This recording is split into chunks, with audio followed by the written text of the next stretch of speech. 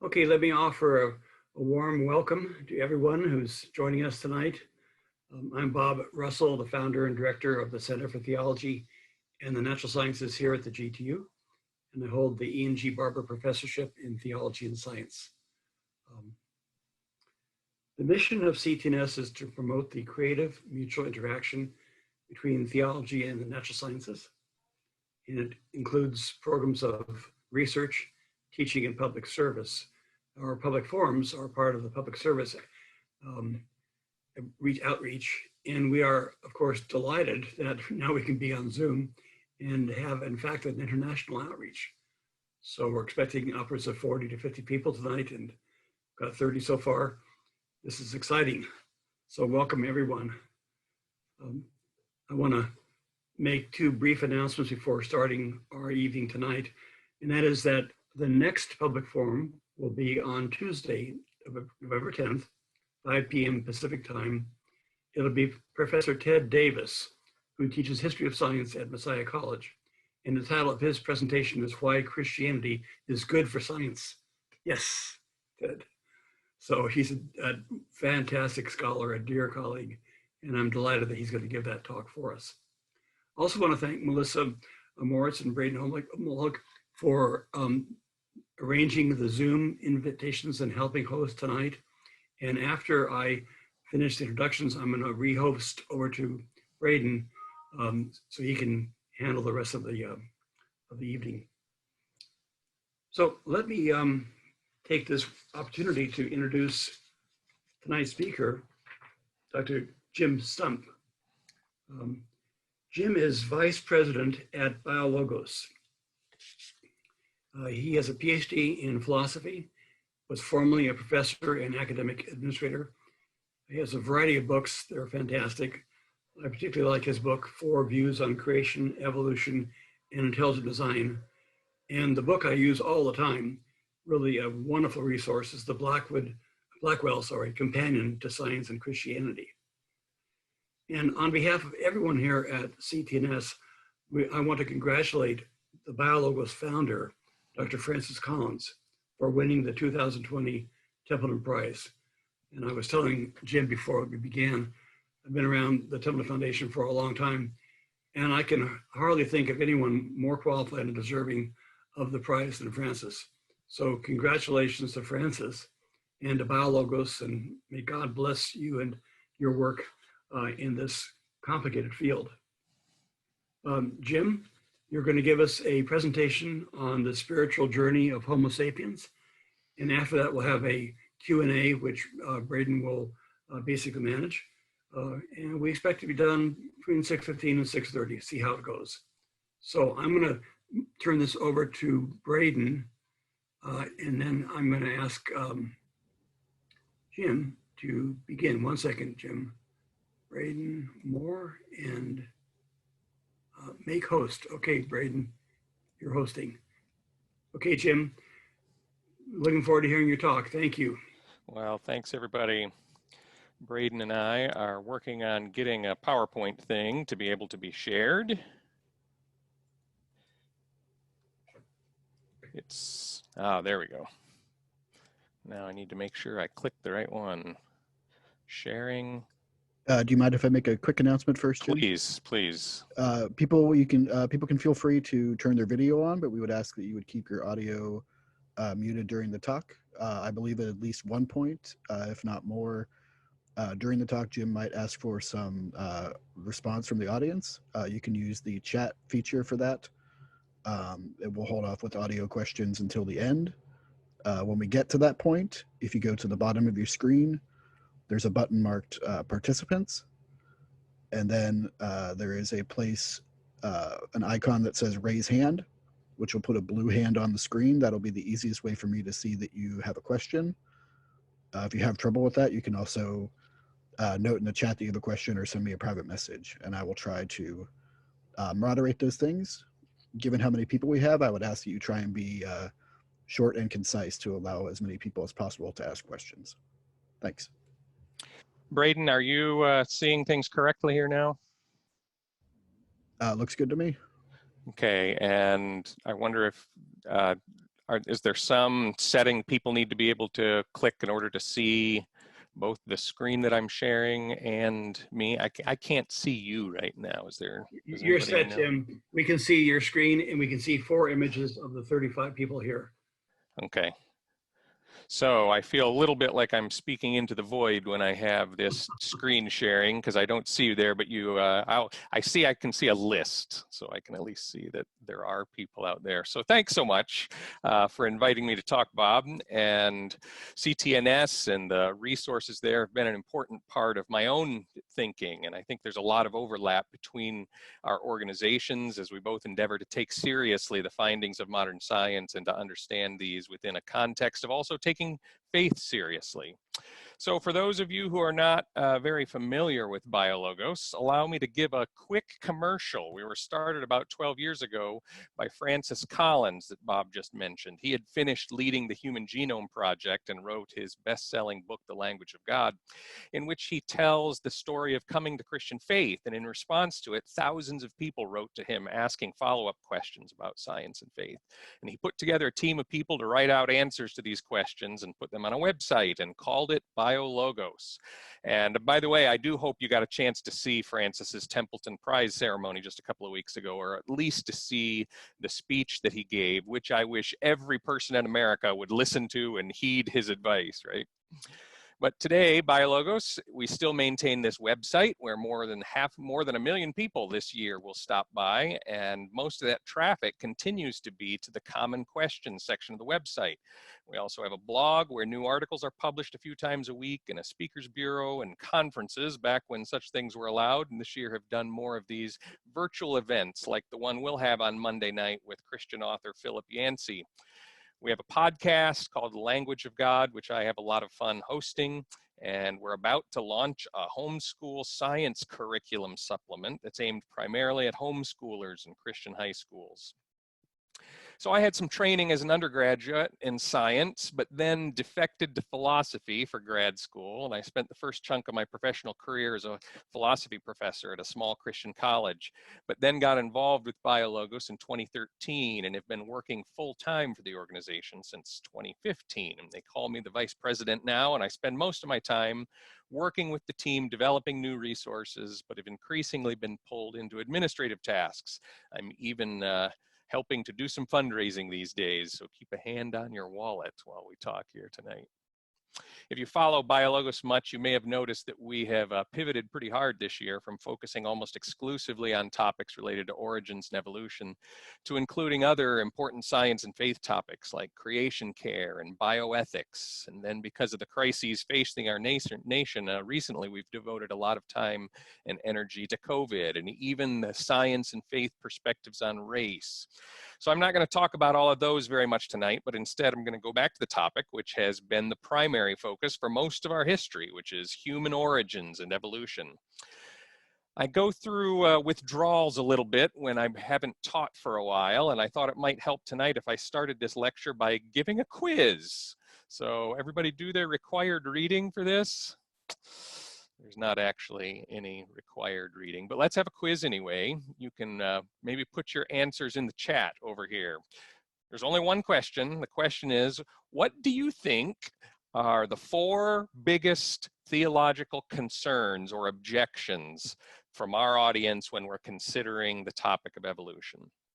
I've told you a bit about BioLogos, but might say further that our audience on the whole is probably less academic than CTNS. I expect there is some overlap in concerns, and for many people in the CTNS, the objections are not defeaters necessarily for evolution the way they are for some in our audience, but they might still be problems to be worked on. So what do you think, and I'll give you the top 4, what do you think are these kind of knee-jerk reactions to evolution by more conservative Christians? And by knee-jerk, I don't necessarily mean unthinking, because there are some pretty thoughtful defenses and elaborations of these, but just where do the tension points seem to be for people? And don't just say the Bible, because all of these are somehow related to that, so more specific. I see a few people putting some answers to the quiz here in the comments section. So now is the time where we swap our papers with our neighbor to grade the answers to the quiz. So here are the answers, and everybody that's putting answers in here, I think are in the neighborhood of what I've seen. So the big four issues that I hear over and over again related to a consideration of evolution. Number one, Adam and Eve. Didn't we all descend from two people? Number two, divine action. So if evolution explains our origins, what exactly was God doing? Just sitting there watching it? Or even the question, how could God guide an unguided process? Number three, human uniqueness. Aren't we humans somehow different and set apart from the rest of creation?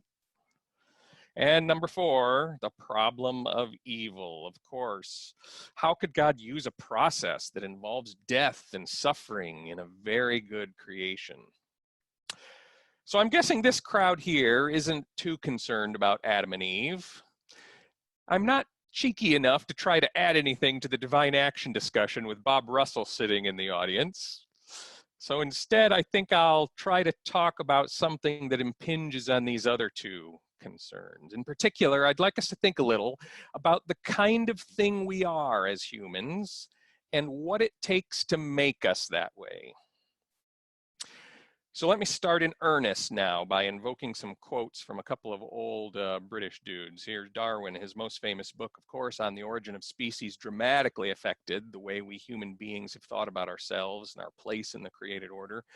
Yet the book itself doesn't offer any hypotheses about the origin of our species, Homo sapiens. He contented himself with developing his theory of natural selection by documenting changes of pigeons and orchids and barnacles. Darwin was apparently nervous about the reaction if he explicitly brought us humans out of the special status we believed ourselves to occupy in the order of creation. But the implication for us was clear. And in his second most famous book, which was published 12 years later, there was evidence that he didn't shrink from discussing what he thought about humans in the title itself, right? The Descent of Man. The conclusions he drew from humans being the product of evolution are clear. Chapters 3 and 4 of this book are called Comparison of the Mental Powers of Man and the Lower Animals. And he summarizes his findings with this claim. There can be no doubt that the difference between the mind of the lowest man and of the highest animal is immense. Nevertheless, the difference in mind between man and the higher animals, great as it is, certainly is one of degree and not of kind. We've seen that the senses and intuitions, various emotions and faculties such as love, memory, attention, curiosity, imitation, reason, etc., of which man boasts, may be found in an incipient or even sometimes in a well-developed condition in the lower animals. Okay, by contrast, in a 1925 book, The Everlasting Man, G.K. Chesterton reflects on the conception his culture had of cavemen as brutes. But the only hard evidence of what life was actually like inside the caves was the recently discovered cave paintings, probably those at Altamara, Spain. These, Chesterton claimed, were not some feeble attempts at art by unthinking brutes. Rather, we cannot but recognize them as the work of people like us, and this sets us apart from all other animals. He says, it must seem at least odd that one could not find any trace of the beginning of any arts among any animals. That's the simplest lesson to learn in the cavern of colored pictures. Only it's too simple to be learned. It's the simple truth that man does differ from the brutes in kind and not in degree. And the proof of it is here, that it sounds like a truism to say that the most primitive man drew a picture of a monkey, and that it sounds like a joke to say that the most intelligent monkey drew a picture of a man. Something of division and proportion has appeared, and it is unique.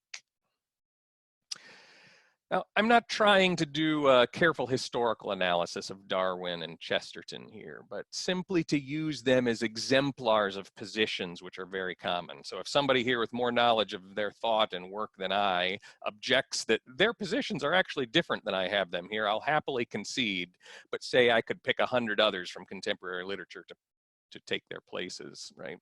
So here's a conditional claim which both Darwin and Chesterton seem to accept, but from which they derive very different conclusions. So remember back to logic class. Conditional if-then statements have an antecedent and a consequent. And then there are these fancy Latin terms for argument forms. And what Darwin does is to use modus ponens, which means he accepts the conditional claim, if A, then B. If humans have common ancestry with other animals, then they can't really be all that special. And then produces evidence that the antecedent, A, humans have common ancestry with other animals, really is true, and that means that the consequent, B, follows with strict logical necessity. We can't really be all that special.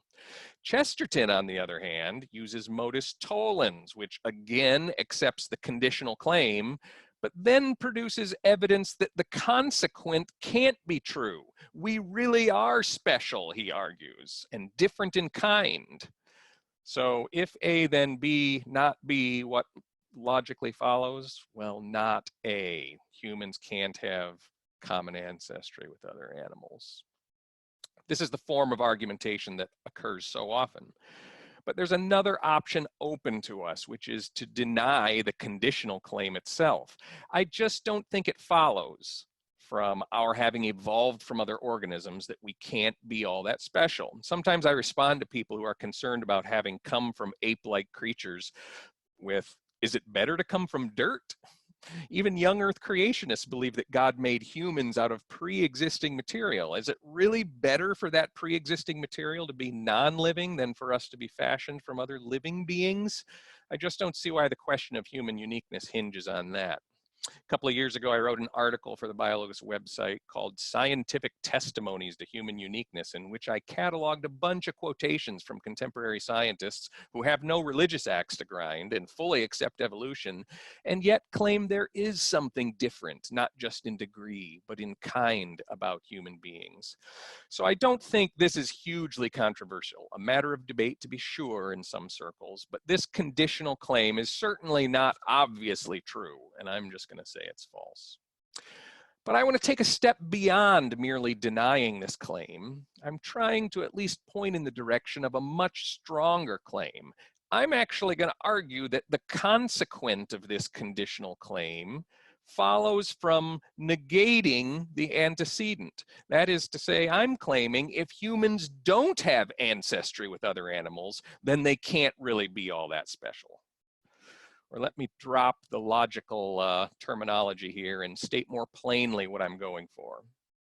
We could not be the kind of creatures we are, uniquely unique among God's other creatures on earth, the ones appointed to be God's image bearers, if we did not evolve through common ancestry with those other creatures. Let me say that again. We could not be the kind of creatures we are if we did not evolve through common ancestry with these other creatures. So before attempting to defend this claim, let me note a couple of things I'm not claiming about human uniqueness. Because these terms aren't always used consistently, but I see a kind of continuum from human distinctiveness on one end and human exceptionalism on the other end, and human uniqueness in the middle. And of course, we always put ourselves in the middle between the extremes, right? But over here at exceptionalism, there's too often the connotation that humans are the only thing that God cares about. All the rest of creation was just somehow intended to serve us. And I just can't believe that. The more and more we discover about the universe, the more lavish this creation seems. It's not merely instrumental to serve us. And I see no reason why God wouldn't spread this creative activity across the universe and take delight in all manner of creatures because of their own intrinsic value and beauty.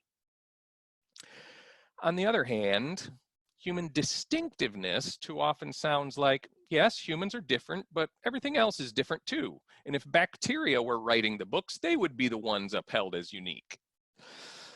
Okay, but they're not writing books so far as I can tell. Human uniqueness is something more than just we're different from other things. We're different from other things in a different way than they are different. And I'm happy to identify this with our calling to be God's image bearers. And this is why I said we humans are uniquely unique. Okay. So now it's time to bring the problem of evil into play, because this conditional I'm trying to defend brings with it the long history of evolution that includes the suffering and death of creatures. And that's often used to amplify the problem of evil. How could this be a very good world where so many things suffer and die? Richard Dawkins, of course, puts the problem in particularly stark relief. During the minute it takes me to compose this sentence, he says, thousands of animals are being eaten alive. Others are running for their lives, whimpering with fear. Others are being slowly devoured from within by rasping parasites. Thousands of all kinds are dying of starvation, thirst, and disease. It must be so. If there is ever a time of plenty, this very fact will automatically lead to an increase in population until the natural state of starvation and misery is restored. From the assertion that suffering is the natural state of things, Dawkins draws this conclusion: the universe we observe has precisely the properties we should expect if there is at bottom no design, no purpose, no evil, and no good, nothing but blind, pitiless indifference. He seems to think it obvious that a good and powerful God would not have permitted nature to take such a form. My challenge, then, is not merely to say why God would have permitted such a state of affairs, but even stronger, why God intentionally chose such a state of affairs. Now, the problem of evil is nothing new, even for those of us who accept evolution. The scene Dawkins described was not somehow discovered by Darwin. And they weren't all young Earth creationists who thought you could blame predation and forest fires on Adam and Eve eating a piece of fruit, as though that somehow takes God off the hook.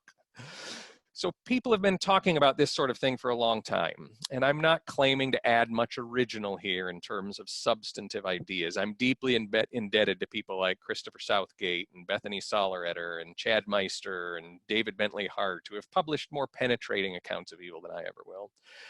And I'm saying nothing here that can't be classified as only way or greater good answers to the problem of evil. But I work in a slightly different venue than most academic philosophers and theologians and have to package my ideas differently.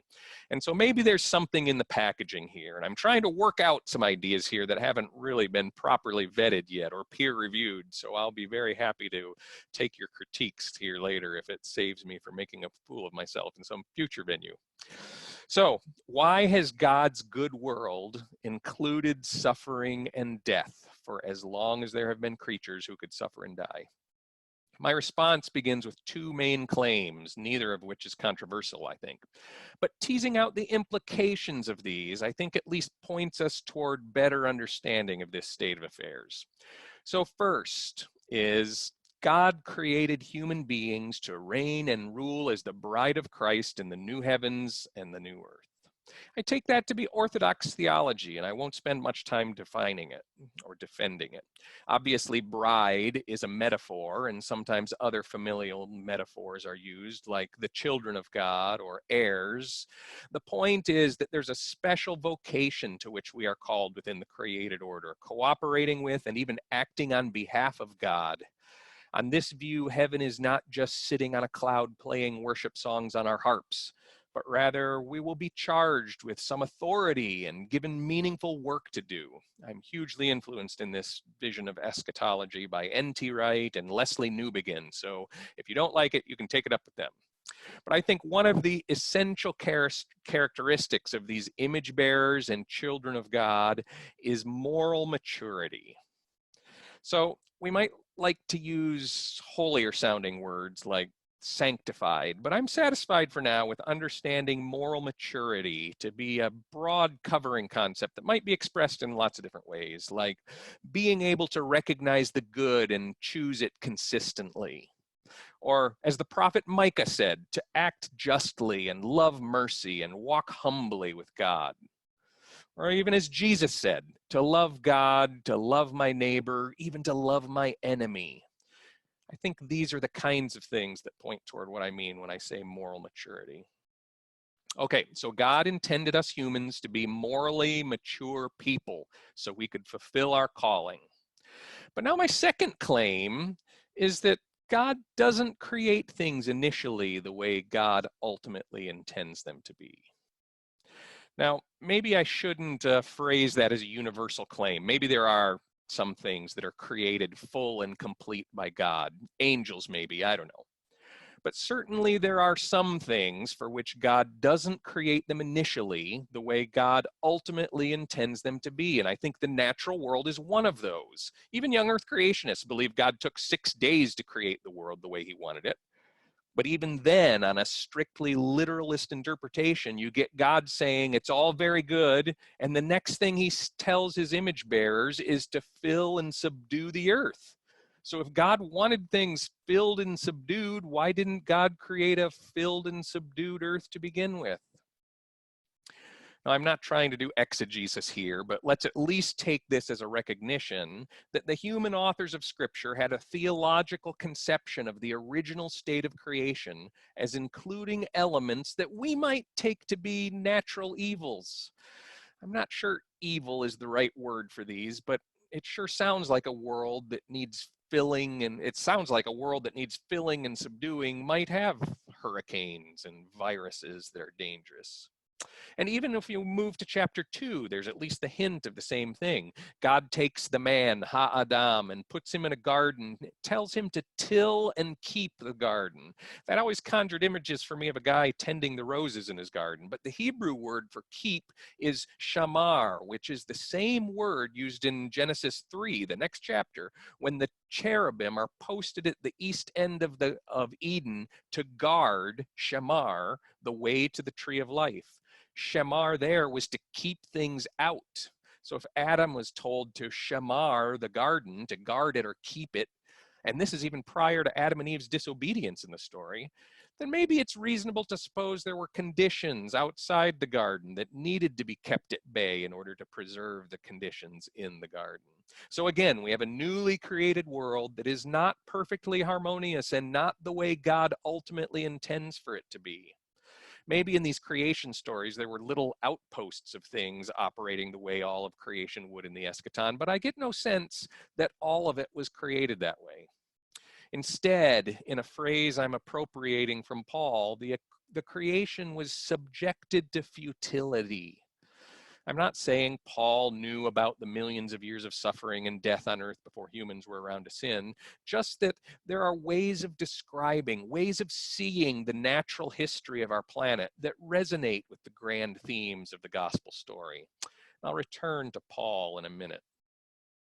So God creates a world where there are hurricanes, predators, viruses, and the like, which are capable of causing suffering and death. Why does God do this? Why doesn't God create a world free of such things? One answer to that question I think needs to be taken seriously is because God can't do that. Do you want a world that has weather that supports life? With dynamic systems like that, you're going to get hurricanes sometimes. Or do you know how important bacteria are to life? We couldn't live without them, but also bacteria reproduce really rapidly, and if left unchecked, they quickly take over the planet. So there are viruses that keep them in check, and they have this amazing ability to mutate to keep up with the adapting bacteria. But that means every once in a while, viruses will mutate into something destructive to humans. That's the price we pay to have a world that is habitable. But did it have to be that way? God couldn't have made the bacteria so they did the good stuff without the bad stuff? Or couldn't tectonic plates just slide more easily past each other instead of causing earthquakes? I get the science and understand that this is the way our world works. But in the new heavens and the new earth, there aren't going to be hurricanes and earthquakes and viruses that kill hundreds of thousands of people, are there? Isn't God capable of creating a place where there is no more death or mourning or crying or pain when the old order of things has passed away in Revelation 21? I believe there will be such a place, and that God is going to have to make it so because our universe on its own is not headed that way. So I'm not entirely persuaded by the kind of only way argument that appeals just to these physical conditions and what God can or can't do with them. Why is the world that way then? Why not just create it in the state of the final perfect heaven? Well, I do think there's a different kind of thing that God can't do. And that sounds shocking to some people initially, but it's not really too controversial, I don't think. God can't make a square circle, right? That's not a weakness in God, but rather a logical contradiction. Those terms themselves rule out the possibility. Also, according to Hebrews 6, God cannot lie. That contradicts the divine nature. God can't do contradictory things. Okay, so here's the big point I'm making that will bring these various threads together, I hope. Another thing God can't do. God can't make morally mature people apart from their own participation in the process. My claim is that this would be a contradiction in terms. Morally mature people who had nothing to do with becoming that way are like square circles. God can't do that. So God needs a system, an environment in which creatures can develop the capacities to become the kind of people God intends them to be. Now, what might that look like? How do you create the kinds of conditions in which agents might develop the capacity for moral responsibility and then moral maturity? Well, there's been a good deal of work in the last decade on things like cooperation and altruism and how evolution might have produced such capacities. Evolution is too often presented, particularly for lay audiences, as entirely about competition, struggle, and survival of the fittest. Increasingly, what scientists have found, though, is that often the fittest organisms are the ones that have learned to cooperate with others rather than dominate them. Scientists are skittish about seeing teleology in the scientific details of the progression of forms, but as Christians who allow theology to bear on our understanding of science, we might see something more than the bare facts. So the development of life on Earth has progressed from simple prokaryotic cells to complex eukaryotes, from asexual reproduction to sexual reproduction, from single cells to multicellular organisms, from solitary individuals to colonies that work together, and from primate societies to human cultures. In each of these stages, challenges and difficulties were overcome through innovations. Now, I'm not saying that single cells were making decisions and thereby participating in their own moral development, but things that happened along this path gave later creatures the ability to choose. And I think we can look at the history of life through theological eyes and see the building blocks of capacities needed to bear the image of God. Cooperation, moral responsibility, love. I recently read a book by archaeologist Penny Spikins, How Compassion Made Us Human, The Evolutionary Origins of Tenderness, Trust, and Morality. And so far as I can tell, she's not motivated from religious faith, but her findings certainly resonate with the story I'm trying to tell. She documents, among other things, the surprisingly high incidence of ancient human fossils that had sustained injuries or had disease which would have necessitated their communities caring for them over a long term. That doesn't sound like survival of the fittest, and it might not seem consistent with conferring any kind of reproductive advantage until you zoom out further and recognize that communities who care for the weak are the ones that might be developing other capacities that do confer survival advantages. There's evidence that the risky savanna environments our ancestors found themselves in several million years ago put selection pressures on the need to form lasting partnerships and parental bonds with their young, and even to fall in love, as romantic love between mates would ensure that they'd stay together and protect their young. Spikins shows that difficult conditions in the natural world pushed us to develop emotions and to control our emotions, to develop art and appreciate beauty and become compassionate.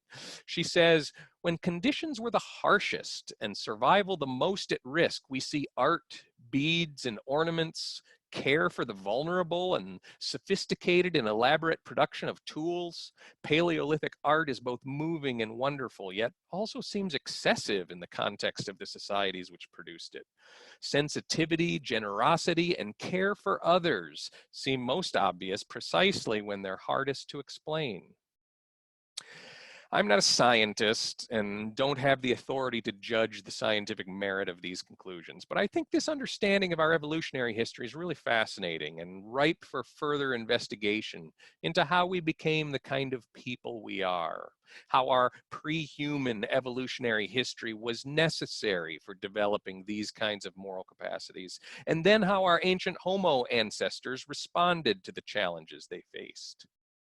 Understanding this picture of science lets us go back and read scripture with fresh eyes then, perhaps seeing resonances that we had missed before.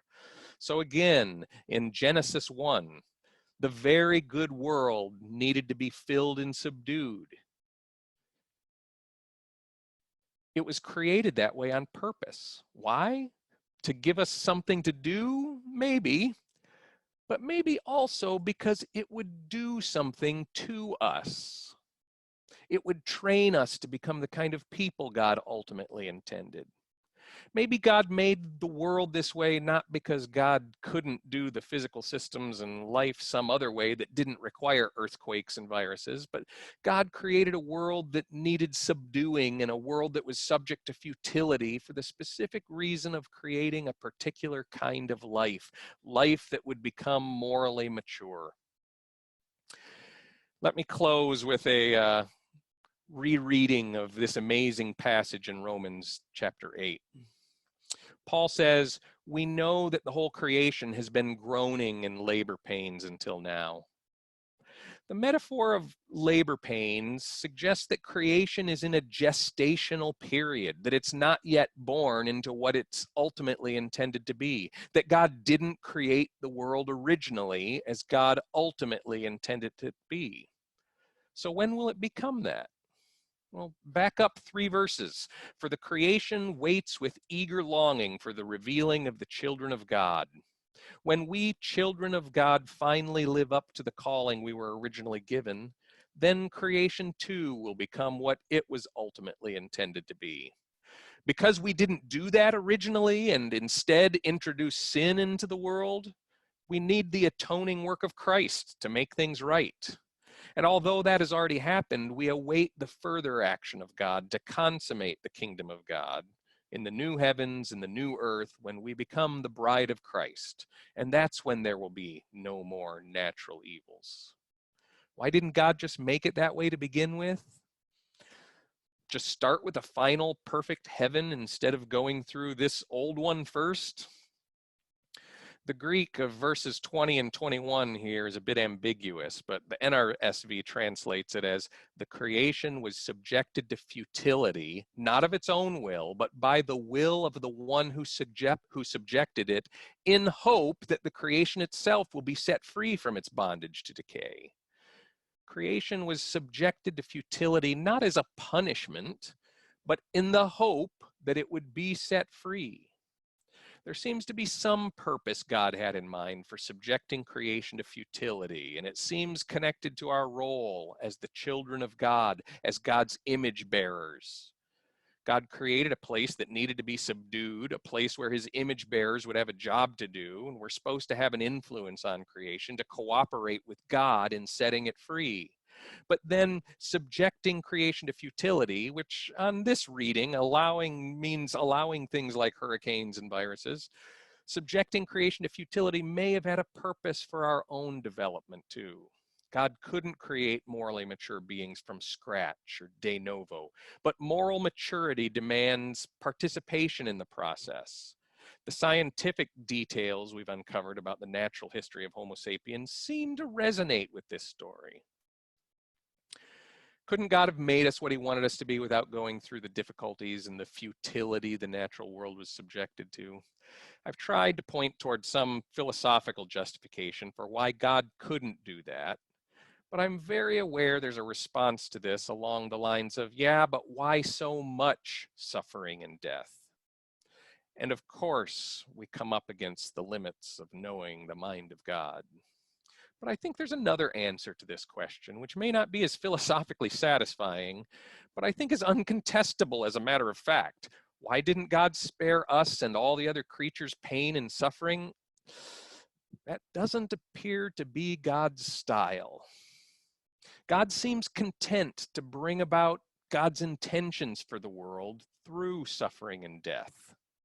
It's the cruciform nature of creation. Fits with Paul's words here earlier in Romans 8. We're children of God, and if children, then heirs, heirs of God and joint heirs with Christ, if in fact we suffer with him, so that we may also be glorified with him. Turning to another New Testament author, the book of James says, we might see the trials brought about by these natural evils as opportunities. Let's consider them pure joy and see them as opportunities for us to respond in ways that produce perseverance and then ultimately use to make us mature and complete.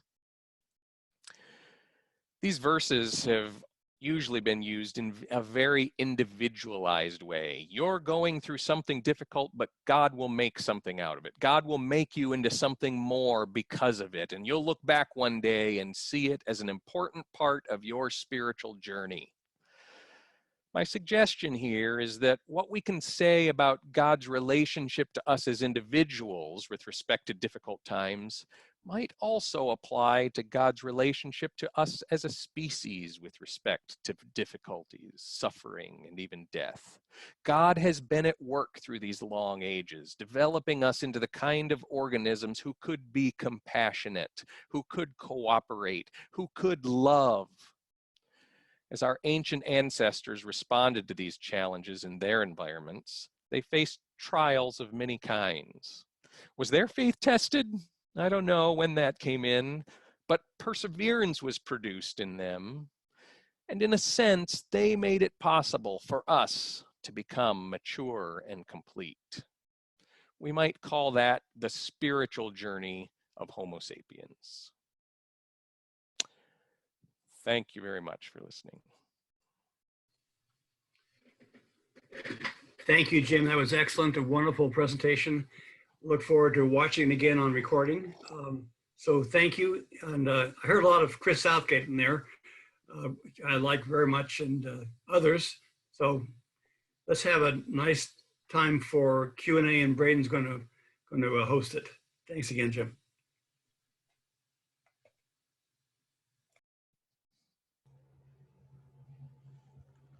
So as I said before, if you could go to participants tab and then click on the blue hand that says raise hand, that's going to be the easiest way for me to identify if somebody has a question. Looks like there aren't hands up yet, but Noreen has added a question to the chat. Do you see that, Jim? Noreen, doesn't this privilege humans at the expense of the rest of nature? Why should all of nature suffer for our moral growth? Fair question. I was actually thinking about that this afternoon. And I don't think it has to. When I say God somehow used this evolutionary development to help bring about creatures like us, I don't think that makes these other creatures purely a means to our end. So again, I was trying to find a middle way between human exceptionalism and just distinctiveness to talk about uniqueness. So I think the development of these capacities may be God bringing those creatures themselves to the full development of their own kind. And I don't think any theodicy is worth its salt if there's not room for the flourishing of all creatures according to their kind. And so I think hope is the right eschatological word. I hope that one day all of these creatures find themselves flourishing in the kingdom of God in the ways that are appropriate to their kind of being. So let me say one more thing about that, because sometimes too, the argument is made, particularly from BioLogos kind of audience, to these ideas that evolution just seems so wasteful. Isn't it ridiculous to have to go through that many different kinds of species if 99% of all the species that have ever existed are now extinct? Isn't that a wasteful process? But I think we can flip that on its head and say, isn't that a lavish process? Look at all of the different kinds of things that have been allowed to exist that wouldn't have otherwise. And it took this long evolutionary process in order for that lavish slavishness to come about in all of its fullness. So I don't think God merely uses up these creatures as some means to get us to being how we are, but I think he can use this process where capacities are built up over time, and those creatures then develop to the end that they were intended for. And yet it's also a process of bringing about higher capacities in us. I think it's also fair then to say, are we sure we're the pinnacle of that? Are we sure that we're not another step to something else that's coming? And we'll see how long the Lord tarries and evolution gets to continue doing its work. But maybe there's something after Homo sapiens that they'll look back at us and see that the kind of capacities we had led to and we're able to build up to even further things. So, but it's certainly a fair question to ask, and I take the point.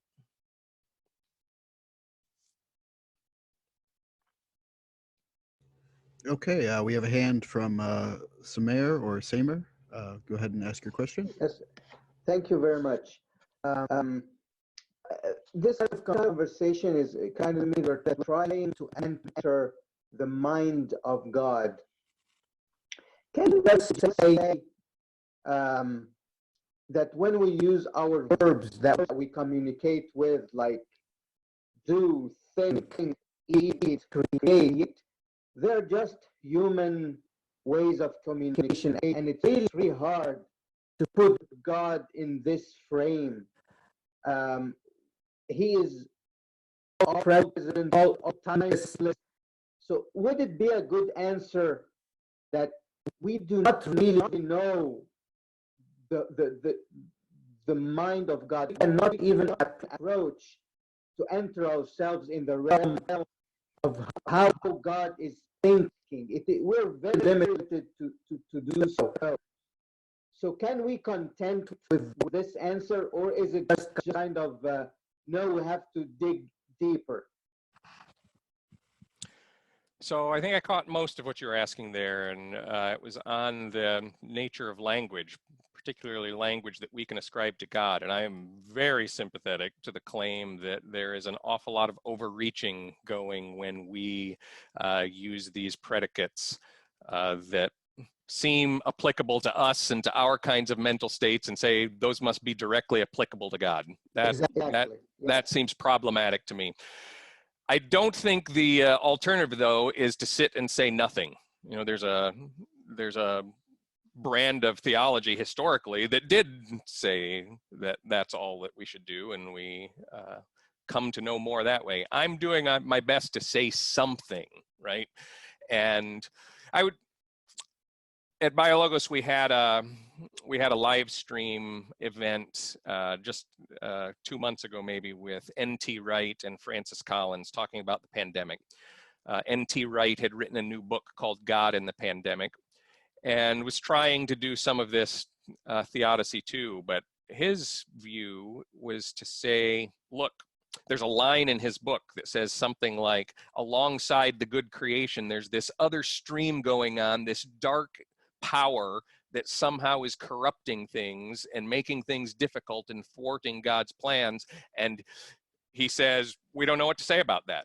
We don't know what to say about that. Well, in this live stream event, I pushed him a little further on that. And his answer I thought was really fascinating, but then I'm going to come back and say why it's not ultimately satisfying to me. His answer was, if our language had a way of putting evil into this one little box where it completely rationalizes, here's how it fits in God's good world, then that would mean there really is a rational, reasonable place for evil in God's good world. And he rejected that and said there isn't. So I don't know what else to say about it. Well, I think we have to try to say something about it. So again, I'm entirely sympathetic that none of our answers to the problem of evil are going to leave people going, oh, that's it. Problem solved. Let's move on. That's ridiculous to think that. But instead, what I'm trying to do is to point, to suggest, and particularly for the language about God and God's intentions, I am fully aware that we're using metaphors and we're doing our best to say, boy, if I were God, this is what I would do, right? And that's pretty dangerous territory. So your criticism is well taken. I don't think that we have just some kind of one-to-one correspondence between the language that we have and that we apply to ourselves, and that it must just work the same way for God. But if we don't do something, I'm not sure what else we're going to say. So we do our best, and we use metaphors, and we suggest, and we try to make sense of it as well as we can. Thank you. There's a question from Stephen Freiberg a little higher up in the chat there, Jim, and then you're welcome to respond to any of Ted's comments as well that have shown up in chat. Stephen Freiberg, are there good arguments, in your opinion, to show that Darwin's claim that man is not unique are wrong? So I showed just a little brief screenshot of this article I wrote that you can go to the BioLogos website and just put in scientific testimonies to human uniqueness.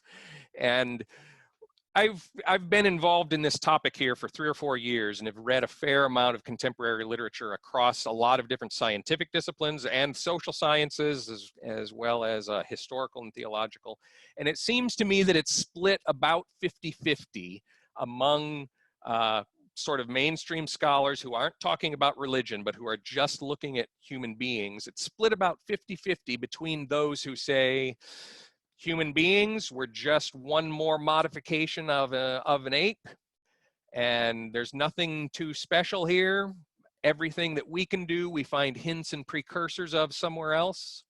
So 50% of the people say something like that, and the other 50% of the people say, no, this is a quantum difference. This is not just a matter of a degree that's mounting up a little bit. There's something radically different about human beings. So you can take any of these capacities we have. Language, do other species have language? Well, they sure communicate. Do they have a fully symbolic language? There are some gray areas, there are some really interesting things. And in a lab, we can get chimps and orangutans to use sign language to some degree. And there's a big debate about what's really going on there. But none of them are writing sonnets, right? None of them are using language to this incredible degree that we have so transformed our existence through language and the symbolic forms that we've encased ourselves in, that to me, that just seems like a quantum difference. So there's a Hegelian thing going on here. If you remember your Hegel, that there a certain amount of adding together differences of degree can lead to a genuine difference in kind.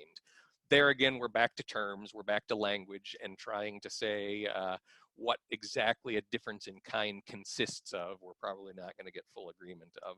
But I think there are some really fascinating examples coming from the sciences themselves, talking about the vast, vast difference between what we do and what every other animal does. So,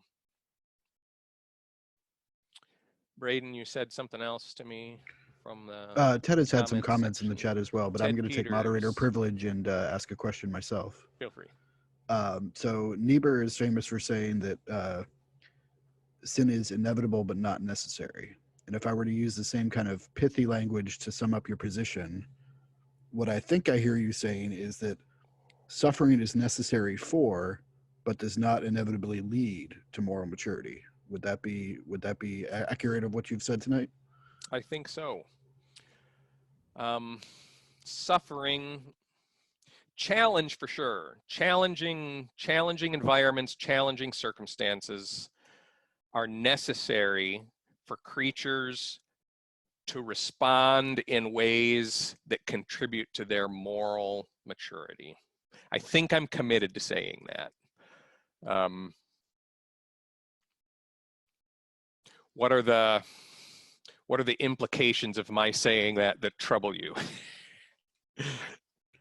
Nothing off the top of my head. I just wanted to make sure that I was articulating your position accurately. There could be a problem here, but the same thing with language that we apply to God.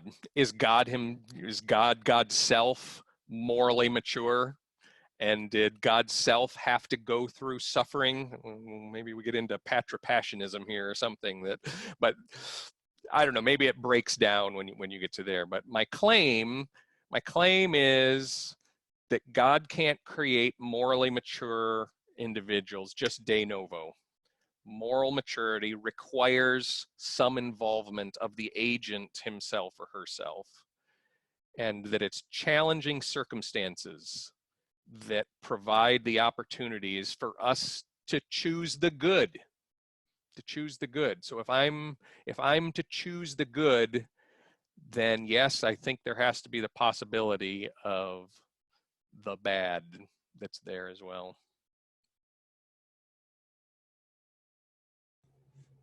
Okay, I don't see any hands, but there's a question from Joshua Demi in the chat, and then Ted has left several comments as well, if you'd care to pick up any of those threads. I'm as not well. ignoring you, Ted, but he keeps putting me to other people before you. Joshua Demi. Since God has used natural processes to create us as morally, does this mean that God is also using natural processes and perhaps human actions, such as the development of technology, to lead us on to perfection, to use Wesley's phrase? Can evolution and/or technology be means of sanctification, since God has used natural processes to create us as morally mature creatures? Yeah, good question. Transhumanism. Are we going to just turn ourselves into the bride of Christ, or we are going to reveal ourselves as the children of God through computer technology? I'm afraid I'm not optimistic that it will go that way. Can we contribute to it? Can we contribute to making our lives more amenable to becoming the kind of people that God wants us to be? Yeah, I think so. But through our own efforts, I'm afraid I'm not optimistic about that. And I alluded to the fact in one of the things I mentioned about the future of the earth itself. I get this from Bob Russell, right? Of the eschaton. I mean, things are not going to end well for us if something drastically different doesn't happen in our cosmos, right? We're going to suffer heat death, and this is not going to be the kingdom of God. So God is going to have to do something. And this is part of why I was talking too about feeling a little bit uneasy when we say God can't do these other things that are dependent on purely physical variables, or even sometimes the fine-tuning arguments I'm not always so convinced by. That are we sure God couldn't have made things differently, and couldn't there have been a different kind of life?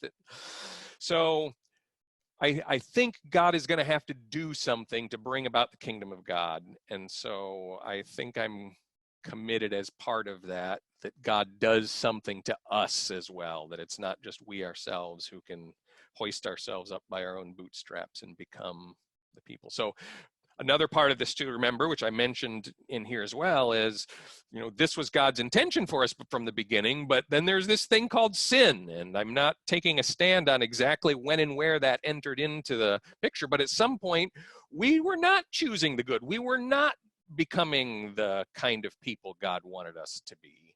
And so there's the incarnation and redemption that is part of that God has had to do things in order to help us along to becoming the people we are. So I suspect there's another thing God is going to have to do to ultimately make us the people that he wants us to be. Ted, let me find some of your on this question. Can we use biotechnology to enhance human virtue or even lead to sanctification, deification? Well, let me try a question a little bit more downtown in your presentation. By the way, I applaud your courage for facing some of the toughest questions directly and to do so eloquently and thoughtfully. So I'm just wondering a little bit about the emphasis between the fit and the unfit. And what do you mean? Well, it sounds to me like the fitness, the fit, that is to say, those species that survive natural selection and do so in large part because they've developed moral maturity, and therefore they are going to be more fit for the kingdom of God than those that went extinct. And maybe those that went extinct really are less moral than those that didn't go extinct. Let me just ask whether you happen to be a Calvinist or not. Is there any contribution? I am not. Doctrine? Okay. No, I'm Wesleyan. I'm wondering about the direction of or the contribution of the doctrine of election here applied to the fit and the unfit. I happen to be a Lutheran, so I'm really concerned about all those that went extinct. And maybe some of those were moral and others were immoral, but they still went extinct. And there is, in the Christian understanding of redemption. By the way, I like the fact that you have an eschatological point of departure. I like that a lot. But even with that, forgiveness right along with resurrection, are part of God's ways of dealing with creatures that didn't measure up, so to speak. So do you think, to make it slightly oversimplified, God prefers the fit over the unfit? And No, that's I'm, the and whole I, point of evolution, that the morally fit are the ones that God prefers, and those that went extinct is really an indirect form of God's judgment. yeah, I would not want to go down that path, and it's possible that I've painted myself into that corner and have to find some escape hatch here. But no, I would not say that. I'm just trying to think here whether I would want to say that there were, say, some of the other Homo species that were immoral. Amoral, I mean, certainly the further back we go, amoral, but even then, I want to say that they were developing capacities for their kind, Now, there's a real big problem here with regard to what exactly is a species anyway. What is a kind? What do we mean by that? And I'm a nominalist on such things.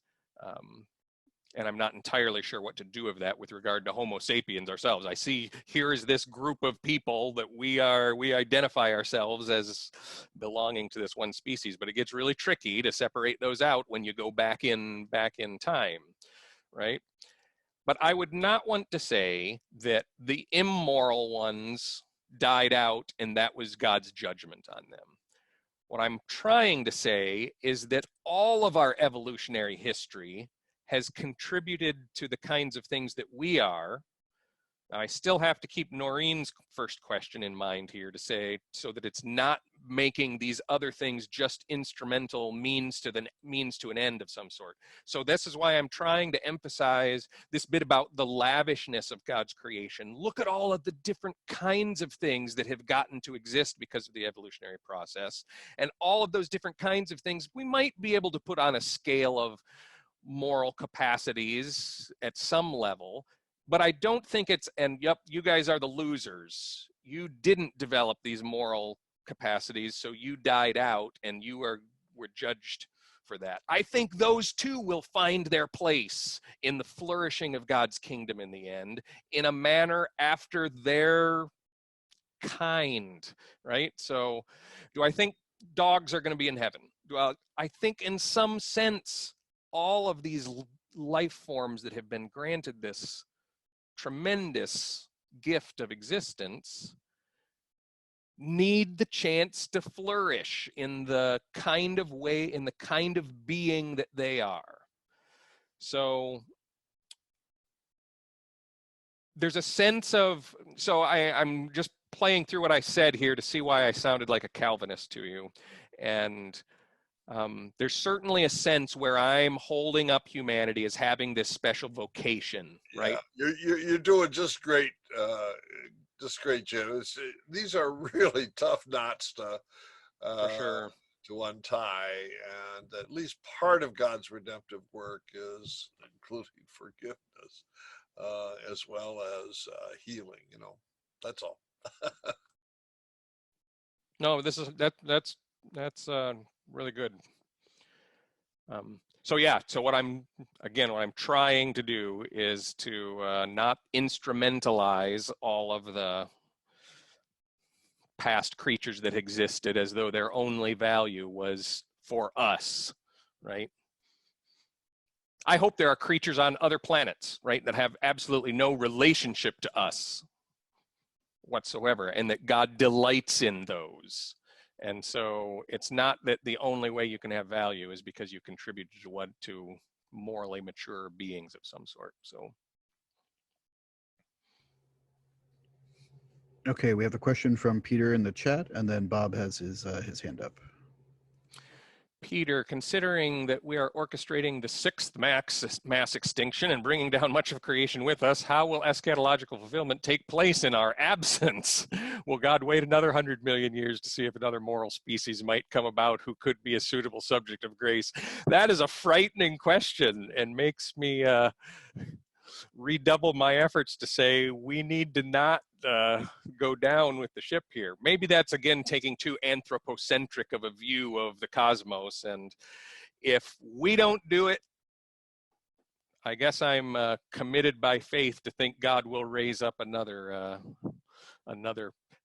people, not human necessarily, but another people of who have the capability of being morally mature agents, who have the capability of being the bride of Christ to take our place. Wow, that's a really interesting question. Okay, Jim, again, fantastic presentation, and I want to thank you for it. I want to go back to your discussion of human uniqueness and just push you a little bit. I think you were comparing Homo sapien to previous species, and talking about whether we're unique with regard to their capacity for art and painting and so on. I think the harder question is whether or not our hominid species, Homo sapien, is that different from Neanderthal or Denisovans, the ones that were our competitors up to 20, 30,000 years ago. And of course, there's strong arguments that we were the same and we aren't really unique compared to them. So the question is, why did God elect us, and where did they go? I mean, that's really the harder question than comparing us to, dogs or something. Right. And so that's really my issue to you. Can you? Yeah, this book I referred to by Penny Spikins on how compassion made us human. She actually addresses a lot of the Neanderthal burial sites, and that Neanderthal fossils too. There's a high incidence of them being found that they had suffered some kind of injury where they would have had to have been cared for by their communities. So that it's clear that there was compassion, that there was cooperation to a probably the same level as the Homo sapiens of the same time, right? And of course, we were able to interbreed with them. So how different are we from them? And we could have all kinds of genetic questions, but it sure seems to me that these were creatures that were well on the way to becoming more capable of genuine moral responsibility and moral accountability. So I'm still not quite hearing the response. What makes us unique compared to them? So I think that's a really blurry line. I think and this is the blurry line of separating any species from another species, that we don't have good definitions of what that takes. Typically, the definition is you're a different species if you can't mate and produce viable offspring. Well, it turns out we could mate with them and produce viable offspring to some degree. So I think you're not thinking about Joshua Morris's response, which is we aren't unique in any capacity. We're unique because God chose us out of God's sovereign grace. So that pushes me a little further toward what Ted was worried I was becoming a Calvinist of some sort. Okay. But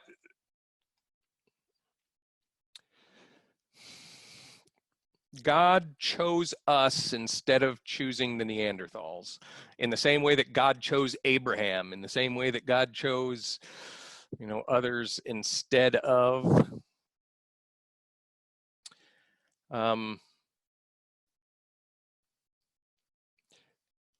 I find myself relying back on multiple discourses about an event where I can give a theological explanation of that, and I can give a scientific and natural historical